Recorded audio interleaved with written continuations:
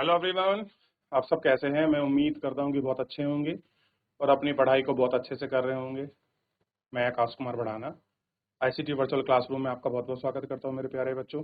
जैसा आपको पता है मेरे प्यारे बच्चों, बेसिकली हमारी आपका जो है 12th क्लास है और 12th क्लास में हम आपका देख रहे हैं ज्योग्राफी, और इसी के अंतर्गत जो है चैप्टर नंबर 9 हम लोग पढ़ रहे हैं। और कल एक लेक्चर हमारा हो चुका है, भूगोलिक परिवेश में चयनित कुछ विषय या मुद्दों की समस्या। बेसिकली हम पोल्यूशन की बात कर रहे थे। अगर आप मेन चैप्टर समझो तो वो क्या है, हमारा पोल्यूशन है। क्योंकि जो कुछ मुद्दे हैं उन मुद्दों में से हमने पर्यावरण से संबंधित जो पोल्यूशन है वो प्राइम है, और इसी हमें प्राइम में जो है हमने आपका बात कर ली पोल्यूशन की, और इसमें हमने देख लिया वाटर पोल्यूशन।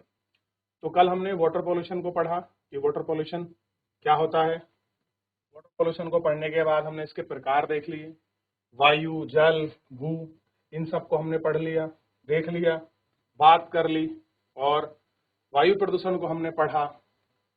ठीक, अब इसके बाद हम लोग आपका देखते हैं ध्वनि प्रदूषण। क्या है ध्वनि प्रदूषण? विभिन्न स्रोतों से उत्पन्न ध्वनि का मानव में सहनीय सीमा से अधिक असहज होना ध्वनि प्रदूषण है। विभिन्न प्रकार के प्रौद्योगिकी अन्वेषण के चलते हाल ही के वर्षों में एक गंभीर समस्या बनकर उभरा है। कैसे बनकर उभरा है? हाल ही में गंभीर समस्या बनकर उभरा है। ठीक, ध्वनि प्रदूषण के प्रमुख स्रोत विधि उद्योग, मशीनीकृत निर्माण, तोड़ फोड़ के तीव्र मोटर चलल वाहन, वायुयान इत्यादि, रसायन, लाउड स्पीकर, फेरी वाले, सामुदायिक गतिविधियां, जुड़े विभिन्न उत्सव संबंधी कार्य में होने वाली आय विधि, और आपका प्रदूषण से होने वाले शोरों को भी जोड़कर देखा जा सकता है। सुस्थिर शोर के स्तर को डेसिबल के संदर्भ में ध्वनि स्तर में मापा जाता है। ऐसा है, ध्वनि स्तर में आपका जो है इनको मापा जाता है। अपशिष्ट निपटान, ये जो अपशिष्ट हैं उनका निपटान हम अगर देखें तो उन अपशिष्ट निपटानों की हम लोग आपका बात करेंगे। ठीक, अपशिष्ट निपटान में देखिए, नगरीय क्षेत्रों को प्राय अति सकुशल, भीड़ भाड़, तीव्रता बढ़ती जनसंख्या के लिए पर्याप्त सुविधा और उसके परिमाण को साफ सफाई से रखने के लिए प्रदूषित वायु के रूप में पहचान करता है। कैसे करता है? आपका प्रदूषित वायु के रूप में पहचान करता है। ठोस अपशिष्ट कचरे के द्वारा होने वाला पर्यावरण प्रदूषण में काफी हो रहा है। कैसा है कि जो आपका पर्यावरण प्रदूषण है जो ठोस अपशिष्ट कचरे के रूप में हो रहा है। अगर आप देखेंगे तो सी बेसिस जो आपके वेस्ट हैं जो नालों में बह रहे हैं, अगर आप उनको देखिए तो कुछ तो आपको लिक्विड फॉर्म में मिलेंगे, बह जाते हैं वो आगे पानी के साथ, बारिश के बरसात के साथ बहकर किसी आपके छोटे सेवेज से बड़े सेवेज में, और फिर फाइनली वो किसी जगह आपका ड्रेनेज सिस्टम में आपका फिल हो जाते हैं। लेकिन कुछ ऐसे हैं जो ठोस हैं, जो आपका हार्ड फॉर्म में आपको देखने के लिए मिलेंगे, क्योंकि विभिन्न स्रोतों द्वारा जनित अपशिष्ट की मात्रा में बहुत अधिक होती है। ठोस कचरे के अंतर्गत विभिन्न प्रकार के पुराने एवं प्रयुक्त सामग्री शामिल की जाती है, जैसे कि जंग लगी पिन, टूटे कांच के सामान, प्लास्टिक के डिब्बे, ठीक, पॉलीथीन की थैलियां, रद्दी कागज, राख, ये सारी चीजें इसके अंतर्गत देखी जाती हैं। इससे त्यागे गए सामान के कूड़े करकट, रद्दी गद्दी कबाड़ आदि हैं, जिनको दो प्रमुख स्रोतों में निपटा जाता है। पहला है घरेलू प्रतिष्ठानों से, दूसरा है व्यावसायिक प्रतिष्ठानों से। घरेलू कचरे में या तो सार्वजनिक भूमि पर या निजी ठेकेदारों के साथ स्थलों पर डाला जाता है, जबकि औद्योगिक व्यवसाय इकाइयों के कचरों का संग्रहण और निपटाने की सुविधा नगर पालिका द्वारा चलाई जाती है। सार्वजनिक जमीन गड्ढे में निस्तारण किया जाता है। कारखानों, विद्युत घरों, भवन निर्माण, ध्वंसक भारी मात्रा में निकलने वाली राख मलबे परिमाण स्वरूप भारी समस्या पैदा हो रही है। ठोस अपशिष्ट अति प्रिय है एवं आपका बदबू, मक्खी, कीर्तिकृत जैसे स्वास्थ्य संबंधी जोखिम पैदा हो रहे हैं। टाइफाइड, मियादी बुखार, गला घोटू, डिप्थीरिया, दस्त, हैजा आदि इसके साथ कूड़ा करकट, आपके कलेश आदि चीजें ये हो रही हैं। जब तक इसका कोई लापरवाही से निपटान नहीं किया जाता तो हवा से फैलने वाली आपकी बरसाती पानी छितरने के कारण परेशानी का कारण बना हुआ है। क्या है इसका कारण? जो है आपका मशीनी नगरीय क्षेत्रों के आसपास औद्योगिक इकाई के संकेंद्रण से भी औद्योगिक अपशिष्टों में वृद्धि होती है। औद्योगिक कचरे को नदियों में डालने से ज्यादा प्रदूषण की समस्या होती है। नगर आधारित उद्योग तथा अनुचित मलवाहिकों के कारण नदियों के प्रदूषण से अनुप्रवाह स्वास्थ्य संबंधी गंभीर समस्या पैदा हो रही है। ऐसी हो रही है, गंभीर समस्या आपकी पैदा हो रही है। भारत में नगरीय अपशिष्ट एक गंभीर समस्या है, जिसे मुंबई, कोलकाता, चेन्नई, बेंगलुरु आदि महानगरों में ठोस अपशिष्ट के 90% को एकत्रित करके उसका निपटान किया जाता है। लेकिन देश के अन्य अधिकांश शहरों में अपशिष्ट का 30% से 50% कचरा बिना एकत्र किए ही छोड़ा जाता है। अगर आप शहरों को देखोगे, जितने बड़े शहर हैं, तो हमारे यहाँ क्या होता है, कहीं यहाँ पर आपके नगर पालिका है, कहीं पर नगर परिषद है, कहीं पर महानगर है, कहीं पर महापौर है। महापौर उस पर है जहाँ पर बहुत बड़ा आपका बहुत बड़ी मेट्रोपॉलिटन सिटी होती है। अगर आप उनको देखो तो हम उसको महापौर कह देते हैं, जहाँ पर जनसंख्या 10 लाख से भी अधिक हो रही है। तो ऐसी कंडीशन में क्या होता है कि जो अपशिष्ट हैं, कुछ को तो हम लोग क्या कर लेते हैं, उनको आपका अच्छे से हम आपका देखते हैं और उनको एकत्रित कर लेते हैं, जबकि 30% एकत्र होता है। 30 से 50% ऐसा है जो लोगों के घरों में ही रहता है, उसको लोग अन्यथा जगह फेंक देते हैं। ठीक, जो गलियों में, घरों के पीछे जगहों पर, पड़ती जमीनों पर इकट्ठा हो जाता है। आप देखते हैं कि कोई आपकी कॉलोनी होगी, उस कॉलोनी में कोई एक अगर प्लॉट आपका खाली है तो वो क्या बन जाएगा, डंपिंग यार्ड बन जाएगा कचरे का।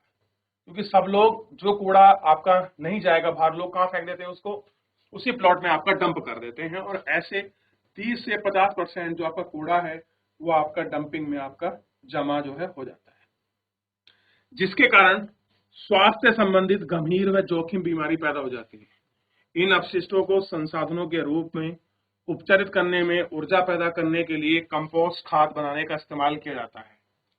अनौपचारित अपशिष्ट धीरे धीरे सड़ते हैं और वातावरण में विषैलक भोजन गैस छोड़ते हैं, जिनसे मीथेन भी आपका शामिल है। इसमें क्या है, आपका मीथेन गैस आपका शामिल है। ठीक, ये हमको आपका, तो किस तरीके से आप देख सकते हैं, ऐसा कूड़ा ठोस अपशिष्ट आपको बहुत शहरों में आपका देखने के लिए मिलेगा। वो इतना सभी का, आगे बढ़े, यहाँ तक कोई डाउट, कोई क्वेरी? चलिए आगे देख लेते हैं। तो ये था बेसिकली नगरीय अपशिष्ट को निपटाने का। बहुत बड़े आप शहरों में देखिए, करीब दिल्ली अगर आपको विजिट करने का मिले तो दिल्ली में तो कूड़े के पहाड़ खड़े हो गए। अब सरकार ने क्या काम किया कि भाई आप गड्ढा खोद के उसको दाब दो। अगर सरकार गड्ढा खोद के दाबेगी तो क्या होगा, और प्रॉब्लम होगी, क्योंकि हम क्या कर रहे हैं, हम ग्राउंड को क्या कर रहे हैं, आपका ज्यादा पॉल्यूटेड कर रहे हैं। उस समय तो केवल एयर पोल्यूशन हो रहा था, अब हमने एयर के साथ ग्राउंड भी कर दिया है। क्योंकि जब बहुत सारी प्लास्टिक, पन्नी, आपके डस्ट, आप कचरा वगैरह जब जाएगा तो एक साथ दब जाएगा, तो उसमें क्या होगा, गैस बनेगी, जो गैस नीचे भी जाएगी और ऊपर भी रिलीज होगी, और ज्यादा हानिकारक। तो हमको इसको बहुत सही रूप में आपको निपटाने की आवश्यकता है, और कैसे हम निपटाएं, कैसे क्या करें, ये हमें थोड़ी सी इसके विषय में गौर करनी चाहिए और उसको देखना होगा। ठीक, ध्वनि प्रदूषण से हमने शुरू किया कि भाई असहनीय है, लाउड स्पीकर है, फेरी वाले हैं, एक लिमिटेशन है कि देखिए, नॉर्मल ध्यान रखिए कि एक 45 डेसिमल जो है, डेसीबल, इस 45 डेसिबल तक क्या है आपका, अगर आप ध्यान रखोगे तो 45 डेसिबल तक आपको, अगर आप सुनते हैं तो आपको कोई दिक्कत नहीं है। और आप अगर 45 से ऊपर जाएंगे तो ये नॉर्मल है, यहां तक कोई प्रॉब्लम नहीं होती है।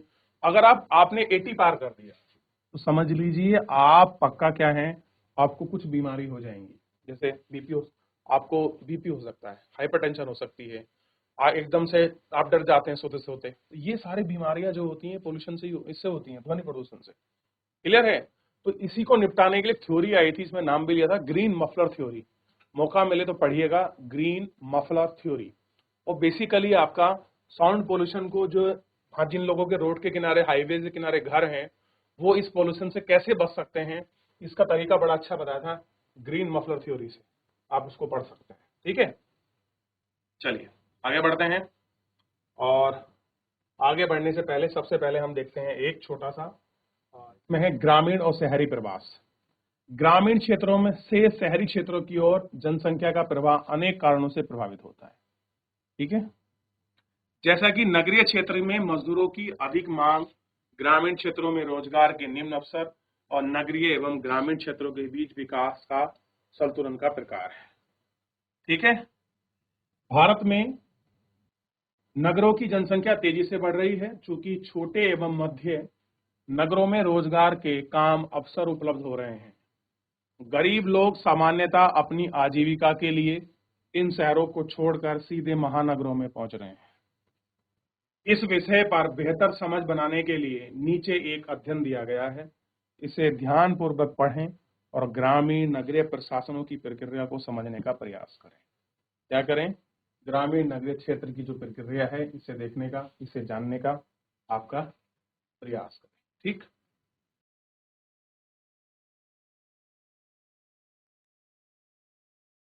चलिए केस स्टडी का अध्ययन हम अभी बाद में करेंगे, लेकिन केस स्टडी से पढ़ने से पहले एक छोटी सी जानकारी हमको मिली है। एक केस स्टडी है ये भी, दोलाराला में पारिस्थितिकी का पुनर्भरण।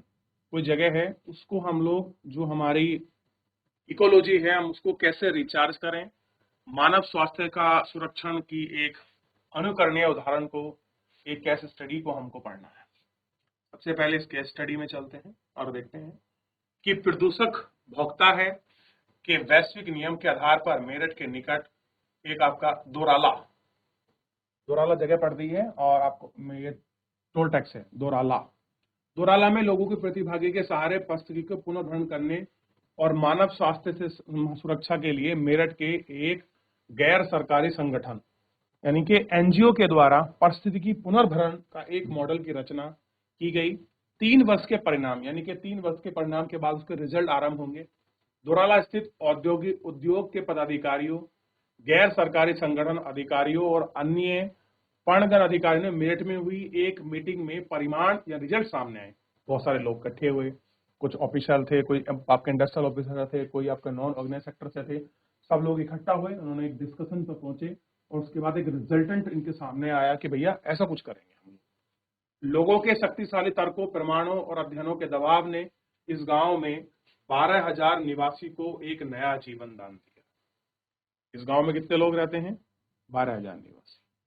सन 2003 की बात है कि जब दोराला वासियों को दयनीय दशा में एक जनहित सभा सिविल सोसाइटी का ध्यान आकृष्ट किया गया। 12,000 लोगों की जनसंख्या वाले इस गांव का भूजल भारी धातुओं के संपर्क में आने से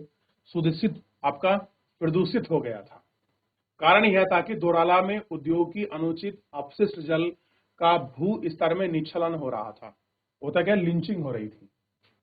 जो पानी में घुले अपशिष्ट हानिकारक वो पृथ्वी के अंदर जा रहे थे, उसको बोलते हैं लिंचिंग करना। क्लियर है? तो क्या हो रही थी? लिंचिंग हो रही थी। एनजीओ के कार्यकर्ताओं ने घर घर जाकर स्वास्थ्य स्तर आपका संरक्षण किया और एक आपका रिपोर्ट बनाई। संगठन, ग्रामीण समुदाय, जनप्रतिनिधि के आसपास में बैठक इन समस्याओं के टिकाऊ भविष्य को प्रयास ढूंढने के लिए किया गया। उद्योगपति की पारिस्थितिकी की निगरानी की दशा में नियंत्रण करने के लिए गहरी रुचि बनी। रुचि कैसी होगी? और गहरी बनी। गांव में ऊपरी टंकी की क्षमता बढ़ाई गई। समुदाय के पीने योग्य पानी को उपलब्ध कराने के लिए 900 मीटर के अतिरिक्त पाइपलाइन आपका बिछाई गई। गांव में गोद युक्त आपका गड्ढा को साफ किया गया और विमुक्त करके पुनः जल भरा गया। बड़ी मात्रा में गाद को हटाकर आपका अधिक मात्रा में जल का मार्ग प्रशस्त किया गया। जल भत्तों को पुनर्संचय किया गया। जगह जगह वर्षा के जल संरचनाएं बनाई गई, जिससे मानसून के पश्चात भूजल को आपका प्रदूषण संबंधी कमी आई और 1,000 वृक्ष लगवाए गए, जिनके आपका पर्यावरण संवर्धन आपका संरक्षण हुआ। तो ये सारी चीजें हम लोगों को यहाँ अच्छे से आपका देखने के लिए मिली और हम इनको बड़े अच्छे से देख सकते हैं और आपका महसूस भी कर सकते हैं कि चीजें कैसे हुई और किस प्रकार से हुई। थोड़ा सा इस पर हम लोग आपका बात कर लेंगे और इस पर विचार भी करेंगे। ठीक है, चलिए, तो इतना हमने आपका देख लिया था। तो थोड़ा सा आप देखिए कि किस तरीके से लोगों को समझाया जा रहा है, ये बताया जा रहा है। ये भी एक केस स्टडी थी। होता क्या है, जब हमारे यहाँ का कोई क्षेत्र का पानी ज्यादा पॉल्यूटेड हो जाए, एग्जाम्पल आप कभी दिल्ली जाइए और दिल्ली का जो नॉर्मल टंकी का पानी आता है ना, जिससे वो लोग बर्तन धुलते हैं, नहाते हैं, कपड़े धोते हैं, डेली यूज के लिए, छोड़ के जो आपका पीने और खाना खाना बनाने का जो पानी है उसको छोड़ दीजिए, क्योंकि सब लोग उसे बाहर से आपका सप्लाई चेन से मंगाते हैं। लोग आपका परचेज करते हैं, कैंपर आते हैं, बोटल्स आती हैं, तो उनको देखिए, तो उस पानी को पियोगे तो आपको अजीब लगेगा। क्यों? क्योंकि जब वहाँ इतने सारे ठोस अपशिष्ट हैं, तो उसमें जितने भी आपका मटेरियल है, आपका नाइट्रस ऑक्साइड हो गया, मैं आपको बहुत सारे आपको पोल्टेंट बता रहा था कि वाटर में ये पाए जाते हैं, तो वो क्या कर लेते हैं, लिंचिंग करते हैं, वो पृथ्वी के नीचे चले जाते हैं और जो पृथ्वी की एक लेयर है, स्तर है, ए बी सी डी को पार कर जाते हैं, बी तक, और बी के बाद वो पानी में मिल जाते हैं, और पानी में मिलकर जब वापस हम उनको यूज करते हैं तो हम देखें तो हमको क्या जल्दी पेचिस हो जाता है, हैजा हो जाता है बहुत बार हमको, मक्खियों से, इन चीजों से, और हमको टाइफाइड जैसी बीमारियां, और हमको आपका हेपेटाइटिस जो होता है, पील या जॉन्डिस जैसी बीमारियां हमको देखने के लिए मिलती है। तो ये सब पानी से होते हैं। आप देखते हैं कुछ आपका जो पानी जनित रोग हैं वो भी हमको इसमें देखने के लिए मिल जाते हैं, और इनको हम लोग आपका अच्छे से देखते हैं। क्लियर है? चलिए, हो गया। अब थोड़ा सा नेक्स्ट हमारे पास केस स्टडीज हैं, उनको पढ़ते हैं।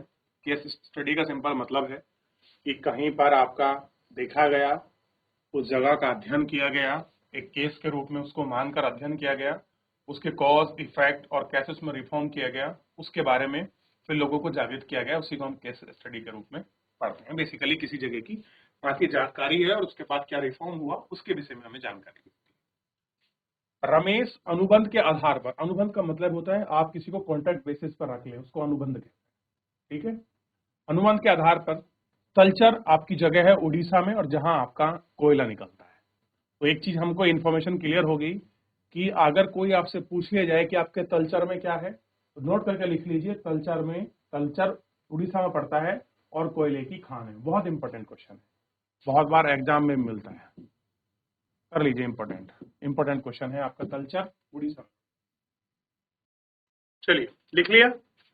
कह रहे कि निर्माण स्थल पर पिछले 2 वर्ष से एक वेल्डर के रूप में कार्य कर रहा था, यानी कि जो रमेश है कॉन्ट्रैक्ट बेस पर कोयले की खान में 2 साल से वेल्डर में रूप में कार्य कर रहा है। वह अपने ठेकेदार के साथ देश भर में विभिन्न जगह, जैसे आपका सूरत, बॉम्बे, गांधीनगर, भरूच, जामनगर आदि नगरों में जाता है, और वहां प्रतिवर्ष पैतृक गांव में पिता के पास आपका 20,000 रुपए भेजता है। क्लियर है? प्रतिवर्ष उसके द्वारा भेजे गए पैसे मुख्यतः उपभोग, स्वास्थ्य की देखभाल, बच्चों की पढ़ाई आदि के में खर्च हो जाते हैं। कुछ पैसे कृषि जमीन की खरीद और घरों के निर्माण में भी खर्च हो जाते हैं। रमेश के परिवार के रहन सहन का स्तर आपका सार्थक रूप से सुधर गया है। 15 वर्ष से पहले हालात ऐसे नहीं थे। परिवार बहुत ही कठिन परिस्थितियों से गुजर रहा है। उसके 3 भाई और उसके परिवार 3 एकड़ भूमि पर आपका निर्भर रहते हैं। परिवार बुरी तरह से कर्जे में डूबा हुआ है। रमेश की अपनी पढ़ाई 9वीं क्लास पर ही छोड़नी पड़ी। परिवार की जब स्थिति अच्छी नहीं थी तो रमेश ने अपनी 9th क्लास तक अपनी एजुकेशन को कंप्लीट किया, उसके बाद जॉब करी। शादी के बाद और भी कठिन परिस्थिति से घिर गया। इसी समय रमेश अपने गांव से आपके सफल उत्प्रवासियों से प्रभावित हुआ। उत्प्रवासी का मतलब समझते हो? मैंने आपको ज्योग्राफी में पढ़ाया है, जब आपको जनसंख्या पढ़ा था, उत्प्रवास अप्रवास शब्द आया है उत्प्रवासियों, जो लोग शहर से गांव की तरफ जाते हैं काम ढूंढने के लिए। ठीक है, जो लुधियाना में काम कर रहे थे, गांव में अपने परिवार को पैसा, उपभोक्ता की वस्तुओं के पाल पोस रहे थे। इस तरह परिवार में कंगाली और लुधियाना में नौकरी कर भरोसा पाकर अपने मित्रों के साथ पंजाब चला आया। उसने 1988 में लुधियाना में एक ऊन फैक्ट्री में 20 रुपए प्रति महीने से मजदूरी पर 6 माह तक काम किया। 20 रुपए प्रति माह से उसने 6 महीने तक आपका काम किया। इस अल्प आय में वैश्विक खर्चा इंतजाम कर पाने की मुश्किल के साथ नई संस्कृति और पर्यावरण के साथ स्वयं को अनुकूलित करने में कठिनाई का सामना करना पड़ा। इसके बाद उसने अपने दोस्तों में मार्गदर्शन पर लुधियाना से सूरत काम करने के लिए निर्णय लिया। सूरत में उसे वेल्डिंग के कार्य करने के लिए कौशल सीखा और उसके बाद उसी ठेकेदार के साथ अलग अलग जगहों पर जाता रहा। हालांकि रमेश के गांव में उसकी परिवार की आर्थिक स्थिति सुधरी है, परंतु अपने बच्चों से दूर रहने की पीड़ा झेलनी पड़ी। आर्थिक स्थिति अच्छी हुई क्योंकि उसने बाहर नौकरी की, और नौकरी की तो उसने घर पैसा भेज पाया क्योंकि अच्छा कमा रहा था, लेकिन इसके चक्कर में उसे आपका डिस्टेंस रहनी पड़ी अपनी फैमिली से, और जिसके कारण उसको पीड़ा हुई। ठीक।